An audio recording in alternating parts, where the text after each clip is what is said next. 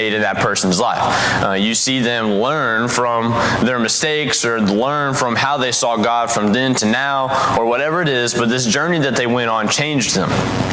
And so you see that with Habakkuk. Habakkuk's a super interesting and unique book, and you'll see why here in a little bit. But we call Habakkuk the journey of the burdened. Here we go. That's not what I wanted to do. This will work. We call Habakkuk the journey of the burden. It's a burden to know a secret. When I was being hired at Dalreda, I was the intern, and there was a bunch of speculation. I just kept hearing random people kind of say, "Yeah, actually, I think you're going to be the college minister." Like deacons and maybe an elder here and there. Yeah. I think we're going to hire you. But I never really knew. And they were like, "But don't say anything." Everybody would say, "Don't say anything. Keep it quiet." And so for a whole semester, maybe more than that, and a summer, I think in there, I couldn't tell anybody. And this is my first job, so I'm super excited. I want to tell everybody. I called my parents and a couple people that I knew I could trust. Be like, "Hey, I'm not supposed to tell you this, but listen to this. It's super cool." But other than that, I couldn't tell anybody. And so my best friend who works at Dalreda, he would be talking about getting jobs and stuff, and I couldn't say anything. Being a senior in college and having everybody ask you all the time, "What's your plan after this?" And I can't say what my plan is. I have to give them some vague answer of I'll just see where the wind blows, and I'll see where I end up, and that's where I'll go. And knowing in the back of my head, I'm probably going to stay here and work at the church that you go to. But I couldn't say that because nobody was sure yet, and they wanted to make an announcement. Anyways, that's beside the point. The point is, it was hard to keep that secret from me. I consider myself to be a decent secret keeper. I keep a lot of secrets. There's a bank up here of secrets. And I couldn't tell this one, and I really wanted to. It was really difficult for me because it was important to me, and it was burdensome to know that this was going to happen for me. I wanted to tell all these people, and I couldn't. It's a burden to know secrets like that. Habakkuk, he had to bear this burden that we're about to learn about, but this wasn't a good burden. This was not Habakkuk getting a job. This was Habakkuk learning about the destruction of Judah, and he was burdened by this secret. So, for some context, Habakkuk's name, it's the Hebrew verb. I'm by no means a Hebrew scholar, but it means embrace. And you're going to see as we go through this class how that name applies to the book. We're going to see how Habakkuk kind of embraced the idea that God is in control and that God's will be done. And so we'll see that as we move along the book. Habakkuk's name means embrace. This is probably sometime before the reign of King Josiah, which is 640 BC, if you just so happen to have a timeline in your head of when everything happened. He saw Babylon's threat as imminent.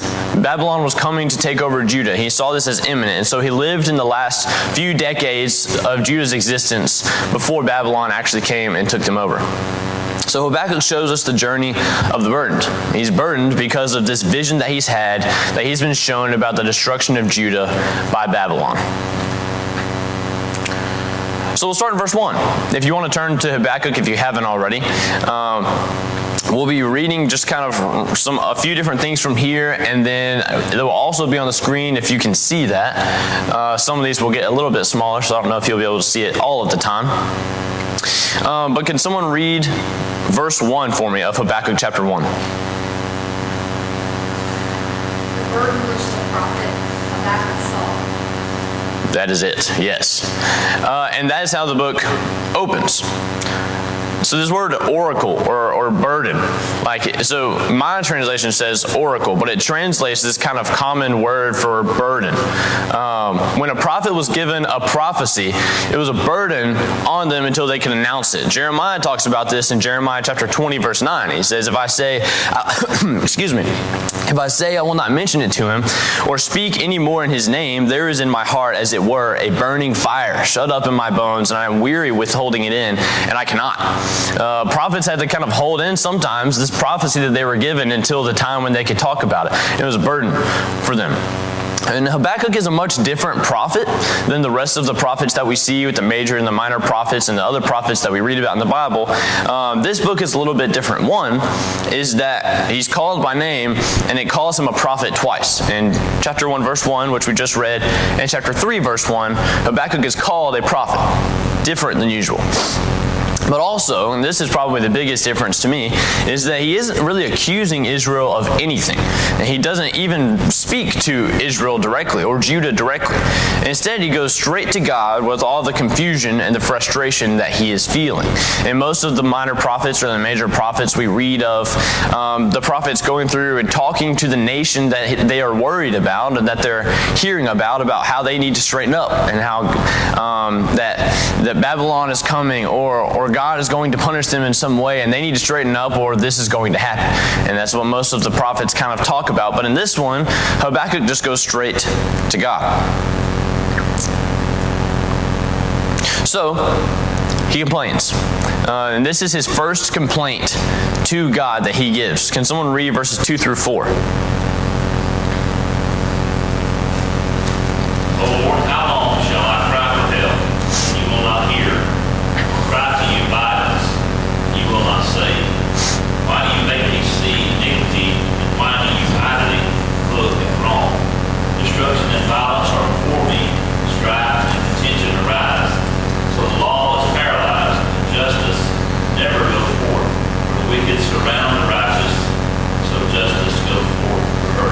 Thank you. Sounds like 2022. Say that again? Sounds like 2022. Well, yeah, a little bit, doesn't it? And so that's something that we can learn just from Habakkuk in general, is maybe this is how we should handle when we feel this way. And we'll talk about something similar to that in just a second. What is Habakkuk's first complaint that you see on the screen or in your Bible? His prayers aren't being answered. He feels that God isn't being just. He feels alone, and that God has just kind of left him out to be with all these wicked people. He thinks that the wicked aren't going to be punished. Like sin is just being allowed to go free and run rampant throughout the land in what is supposed to be a land of God's people, and yet God just seems to not care. In the eyes of Habakkuk, keep in mind that as we're going through what Habakkuk says and these complaints that he says and how he responds to God, this is how Habakkuk feels. We are not looking at something that is absolutely true or that is doctrine. We're looking at this is how Habakkuk feels in this moment that he's in, and this is how he's talking to God. Whether that makes it right or wrong, or whether his feelings are correct or not. And so right now, he feels that God isn't just because he's in this land and he feels alone. And all the good people feel alone. So there's going to be several times this morning that I might just ask you, what is something you see on the screen or something in this passage that you find to be important? What is something that is worth noting? And so, this is the first time I'm going to do it. What are some important things that you think in this passage there are to note? Something that stands out to you. You ask God a question, he'll answer. Okay, so if you ask God a question, he will answer. That's something that we know, and that's something that they should know. But Habakkuk is saying, how long am I going to cry for help and you not hear me? He feels like he hasn't been answered. It's very hard to see the forest for the trees. You've got stuff right in front of you happening. It's hard to see out there. Very easy to pick this book up and say, look, in the end, you win. You know? Absolutely. They didn't know that. They didn't know that. You know, a lot of people don't know that. So I see that. Yeah, I mean, when you feel the way that Habakkuk feels, and when you're going through the things that Habakkuk were going through, something that, like you said, we can kind of relate to now, it sometimes feels like we are alone, like we're not being answered. And that's the first thing that I kind of noticed in this passage as well, was that it seems like Habakkuk has been crying out to God for a while now. We see that in verse 2. He's saying, how long am I going to have to cry out to you and you not answer me? What else? What else do we see?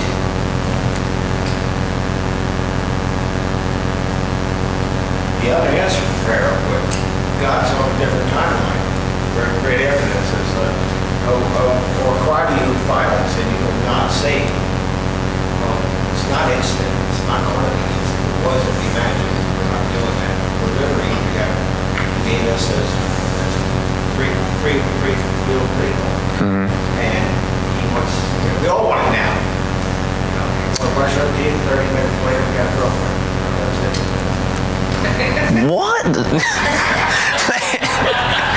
Good.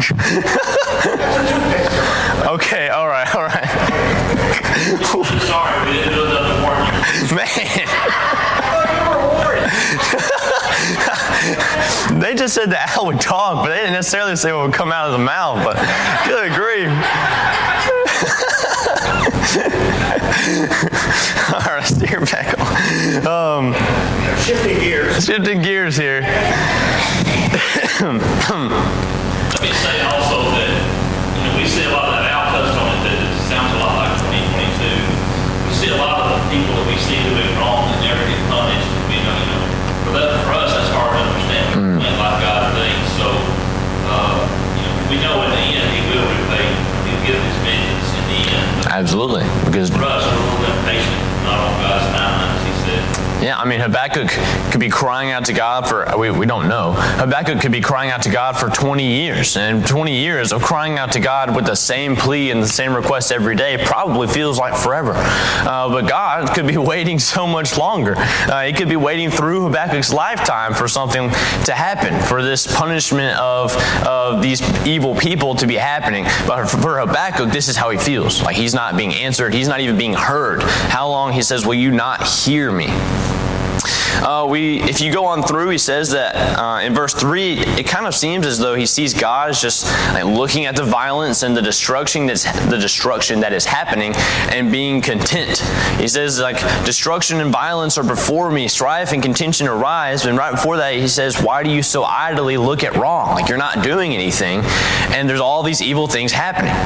In verse 4, it talks about nobody living by the law anymore, but instead by their own greedy and selfish ways. They're wicked. And it says that the wicked are surrounding the righteous and the justice is going forth perverted.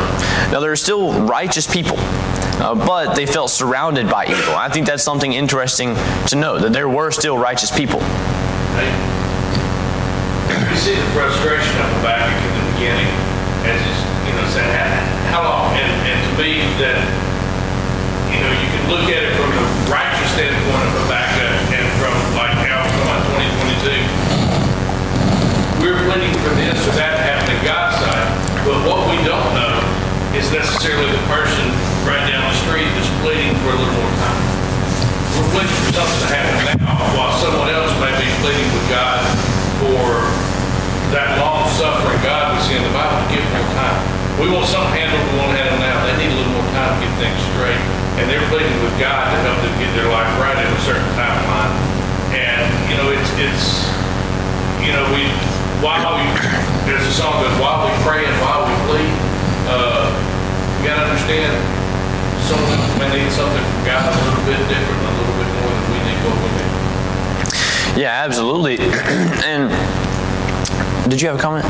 Is this not a test for the whole everyone, that you're looking at situations? If you aren't faithful enough, you're going to go to the other side anyway. And maybe that other side is going to come over to this, to us. Mm-hmm. I mean, each and every person has a test in their life. Yeah, absolutely.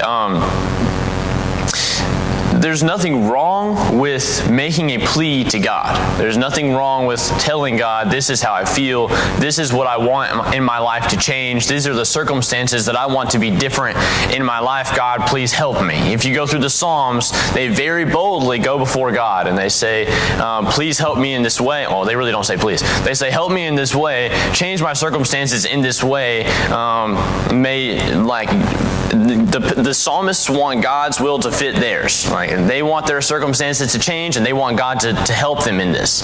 And that's how they go before God very often. There's nothing wrong with us going before God and saying, God, help me in this way. I want my circumstances to change in this way. Be with me in this way.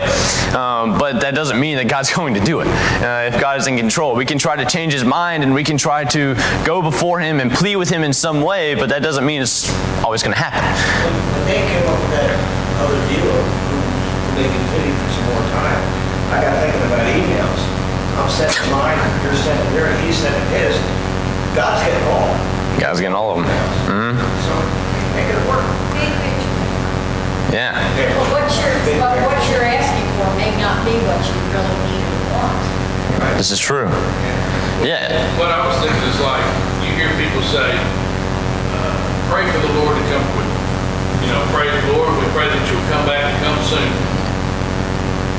When, in essence, the Lord's looking and in His infinite wisdom and by not having that, He's looking and saying there needs to be more time because I want these people to have another opportunity to come and have their sins forgiven and live with me forever. While I'm praying to come now, there's somebody else saying, Lord, please help me. And they need a little more time to be able to have their life right with God. I hear preachers a lot of times, pray that the Lord will come quickly and then they extend the invitation.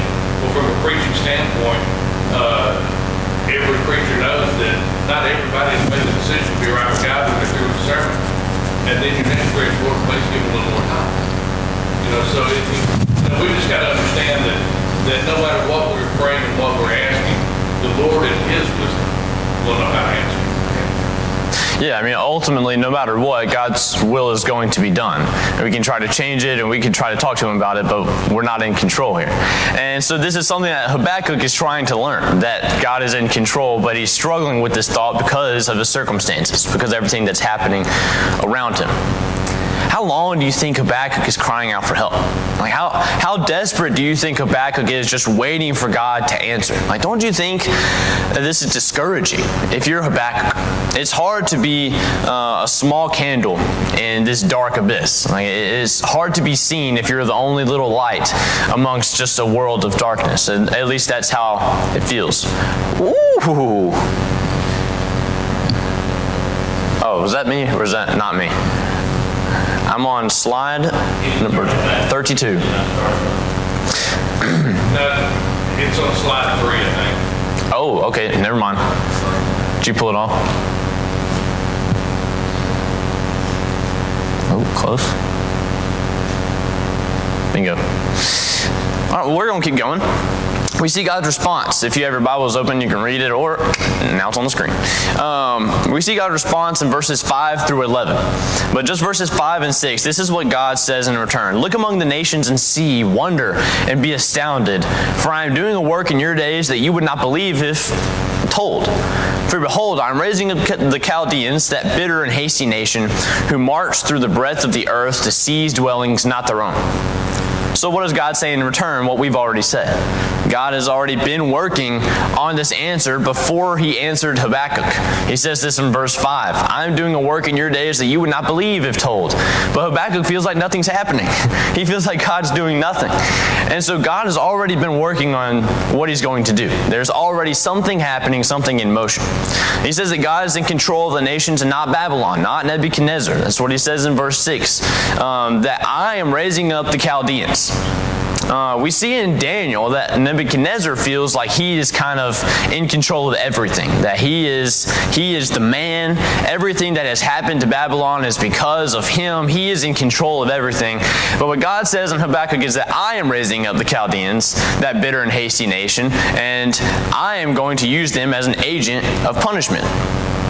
So God is actually answering Habakkuk's prayers before He actually answered Habakkuk, if that makes sense. He is working through an answer. He is making something happen and raising up the Chaldeans even while Habakkuk feels like nothing is happening.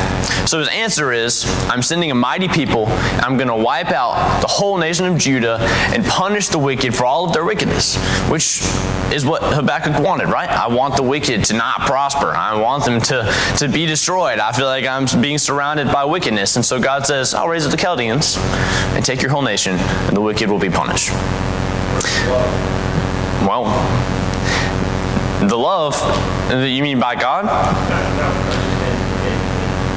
Habakkuk's book. Where's the love? He's thinking about me. You're ahead of me. Give me a second. You just know Habakkuk. Verses 7 through 11. describes the mightiness of the people, and pretty much says that they worshipped their own might. I believe in verse 11 that their own strength was their God, and so they weren't bound by this Judean law. They weren't bound by the law that the rest of the people in Judah were supposed to abide by, right? And so they abused their power without much moral law at all. They had a lot of strength, and they believed that their strength was their God, and that was really all that was important to them. And so they would go and wipe out people with no moral compass of what was right and wrong. So they would do terrible things. They were very feared. And it says in verse 11, whose own might is their God. They don't need to worship other gods for protection because they're so mighty and they're so powerful that they can protect themselves. This is how they feel. The Chaldeans, they're so mighty that they really don't need anyone else. So Habakkuk should be happy, right, that he was finally answered by God. And shouldn't he be thanking God for the answer? Finally, he's been heard. And knowing that God's will is going to be done no matter what, and that the wicked will be punished. And this is just what he wanted. And this is how he responds. In verse 12 through chapter 2, verse 1, we see Habakkuk's response. And just here in verses 12 and 13, time out. How much time do I have? 10, 15? Okay, just making sure. Thank you. Verse 12. Are you not from everlasting, O Lord my God, my Holy One? We shall not die. O Lord, you have ordained them as a judgment, and you, O rock, have established them for reproof. You who are of purer eyes than to see evil and cannot look at wrong, why do you idly look at traitors and remain silent when the wicked swallows up the man more righteous than he? So what does Habakkuk say back to God? What is he saying to God here in verse 12 and 13? They're getting away with it, and I'm suffering. I'm doing the right thing, and it's not working for me. They're getting away with it. Why me? This is about me a lot. This is. Yeah, Habakkuk is looking at everything from just his point of view. And he's going to God and he's saying, one, are you, well, we'll start from the beginning.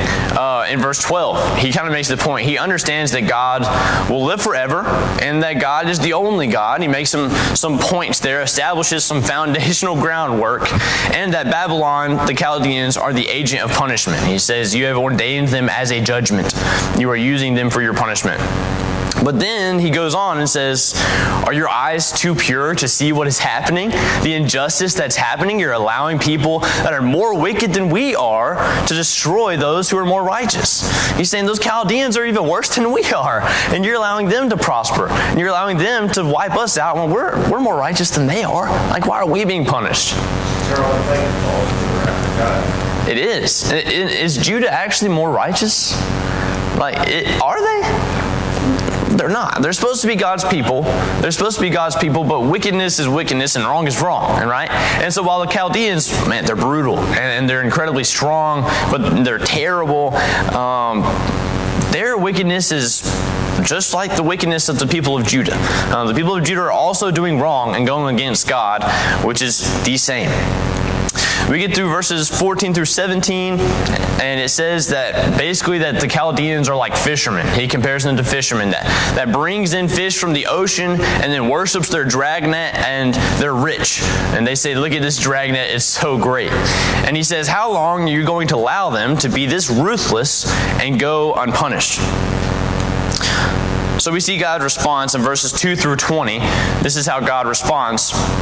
But here in verses 2 through 5, he says, and the Lord answered me, write the vision, make it plain on tablets, so he may run who reads it. For still the vision awaits its appointed time. It hastens to the end. It will not lie. If it seems slow, wait for it. It will surely come, it will not delay. Behold, his soul is puffed up, it is not upright within him, but the righteous shall live by his faith. Moreover, wine is a traitor, an arrogant man who is never at rest. His greed is as wide as Sheol, like death, he has never enough. He gathers for himself all nations and collects as his own all peoples. What are some things that you find important that you think we should note in just verses 2 through 5?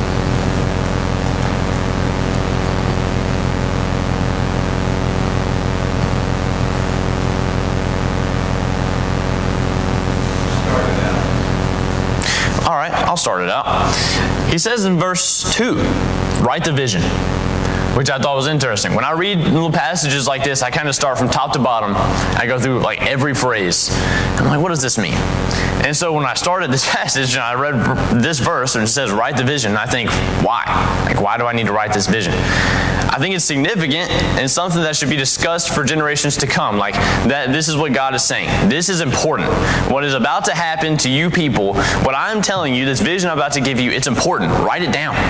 Generations ahead of you need to know about this, the punishment of the wicked. And if you think about the history of the Israelites and where they started and they're coming out of Egypt to where we are now, it almost seems as if, and not always, here they've been wicked for a long time, but it seems as if they skip from a good generation to a bad generation. When you think about being with the Israelites in the wilderness, the ones that were disobedient to God and made them go into the wilderness was kind of a bad generation, almost like they forgot who their God really was. And then they skipped a generation, and the next generation was like, we're not going to make the same mistake, we're going to be better. And so we have a good generation, and it seems like they don't pass it. And so it goes on and off, good generation, bad generation, and they just keep making the same mistake. And so God says, write this down. The generations ahead of you are going to need to read this. Like, this is going to be something that needs to be known. He tells Habakkuk to wait for it to happen in verse 3.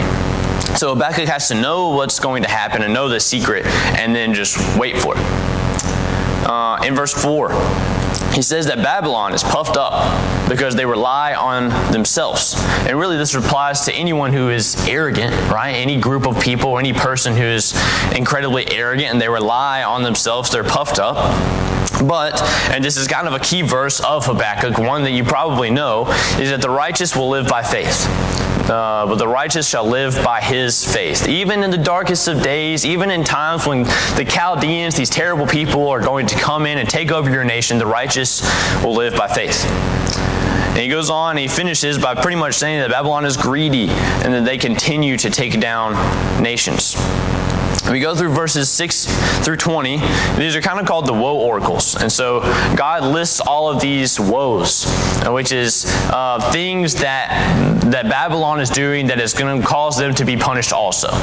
So this is how Habakkuk feels. He feels as though the Chaldeans are even worse than the nation of Judah, and that they too should be punished, and that they should not be getting out of this scotch-free, actually on top, because they are also wicked. And so God says, slow down. They're going to be punished because sin deserves punishment, and things that are wicked and wrong are going to be punished. So he says, here's all the things that they do that are wrong in these woe oracles. And it's excessive greed and conquest in verses 6 through 8. They rely on their treasures and their wealth for protection in verses 9 through 11. He talks about the violence and injustice and the violence to its neighbor, verses 12 through 17. And then in verses 18 through 20, he talks about their idolatry, how they worship gods that aren't alive, that can't breathe, that can't speak. And he finishes in verse, I believe, 19 or 20, verse 20, he says that the Lord, God, he is in his holy temple. He says the Lord is in his holy temple. All the earth keeps silent before him. He says that I can live and I can breathe and I can speak, while all of these gods that you worship that are made of wood, they can't. What were you going to say? Just 2022, the first ones that you can't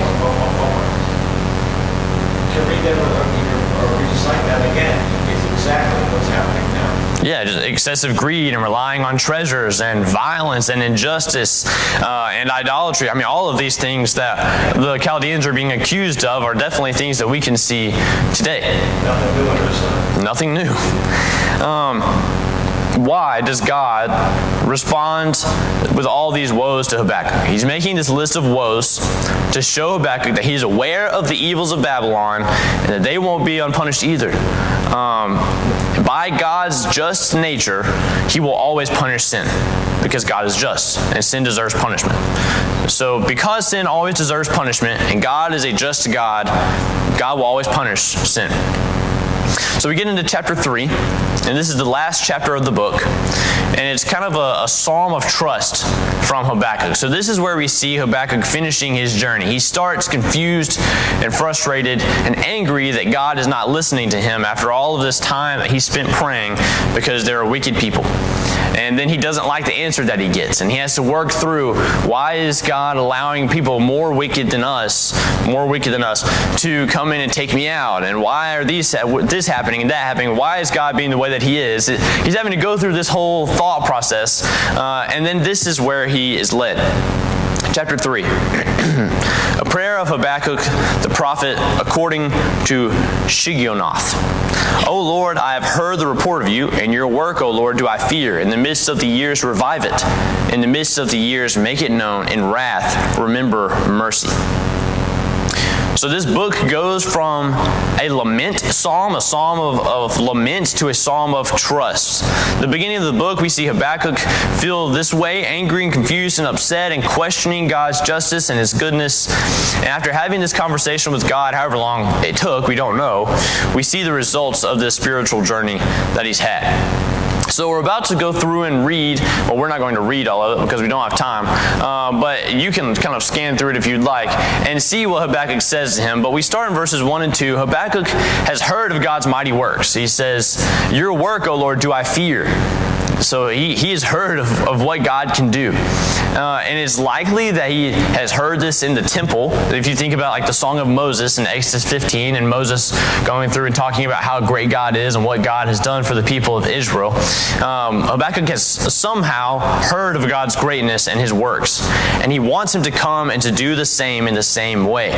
He desires this new demonstration of God's justice and his judgment and his mercy. And he pleads for God to be merciful in his judgment. So he sets up the stage to describe God's appearance and works in the Exodus from Egypt. But he implies that this is what he wants to happen. And so he kind of compares the Exodus of Egypt to what he wants to see. And he goes through, and as we kind of look through this very briefly, you'll notice sometimes that Habakkuk says that I want this to happen, that this is how you look, that this is what you could do. And it's very much like what happens in the Exodus. And so he's saying, your power that was shown there, this is what I want to see. This is what I expect. So we go through God's appearance in verses 3 through 7. And he kind of references God's appearance on Mount Sinai. He shows how great and terrifying God's power is when he appears to confront the evil of man in verses 3 through 7. Everybody in the world should take notice of this power. It's, as Habakkuk describes, a lightning storm and an earthquake, things that we as humans can't control, that we can't stop a lightning storm, we can't stop an earthquake. This is how he describes God's power. Something that we're not in control of, something that is great, that is amazing, but that is terrifying. This is how he kind of goes through it. And we see in Psalm chapter 18, verses 7 through 14, and we won't go there, but this is kind of similar to how David sees God's power. And he describes how he sees God in this time of need, and it's very great, and it's very terrifying how he describes God in Psalm chapter 18. In verse 8, it says, was your wrath against the rivers, O Lord? Was your anger against the rivers, or your indignation against the sea, when you rode on your horses, on your chariot of salvation? So in verses 8 through 15, he's describing this future exodus that he wants to see happen from Babylon's power. If you go through verse 8 and then verses 11 through 15, you can count the number of times that Babylon's exodus is compared to what the Egyptian exodus was. How he wants to be delivered from Babylon and how he wants the Israelites to eventually escape Babylon. He compares it to the Egyptian exodus. And you can go through and count multiple times. But just in verse 8, he's what we think is a reference to the Nile, to the Jordan, like the rivers that they were having to cross, and the Red Sea. They were all used to show God's power in the time of the Egyptian exodus. And he's saying, was your wrath against the rivers, your anger against the rivers, your indignation against the sea that you used? We move on. He says in verse 11 that the sun and moon stood still in their place at the light of your arrows as they sped, at the flash of your glittering spear. That should sound familiar, the sun and moon standing still, because in Joshua chapter 10, verses 12 and 13, we see Joshua's victory at Gibeah, where the sun stood still. If you remember, that they needed that time of, it was darkness, right? And so I'm fuzzy on that story. But the sun and the moon stood still in Joshua chapter 10. And so then the Israelite people were able to go in and defeat their enemy because of it. We'll go on. You went out for the salvation of your people, for the salvation of your anointed. You crushed the head of the house of the wicked, laying him bare from thigh to neck. The anointed are people that follow God. God will always save those that are a part of his covenant, those that are his people. When God confronts evil, he will always save the anointed. When we look at the head of the house of the wicked, it says that you crush the head of the house of the wicked. It's likely Pharaoh, the man that thought that he was in charge of everything and that he was in control when really he wasn't in the Egyptian Exodus. Verses 14 through 15 says, you pierced with his own arrows. This is saying you pierced past. You pierced with his own arrows the heads of his warriors who came like a whirlwind to scatter me, rejoicing as if to devour the poor in secret. You trampled the sea with your horses, the surging of mighty waters. And so we kind of think about the waters that closed in on the Egyptians as they were chasing the Israelites. And Moses parted the Red Sea and then it closed in on them. So Habakkuk uses this Exodus story of the past to become an image of what he wants to come for his people and the judgment that the Babylonians will face.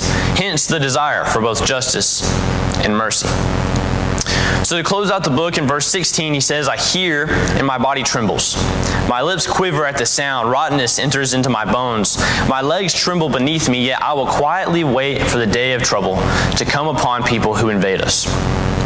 Habakkuk describes what it's like to feel, what it feels like to have to know. Wow, back up, try again. Habakkuk describes how he feels having to know about the punishment that is going to happen. That was a tough one.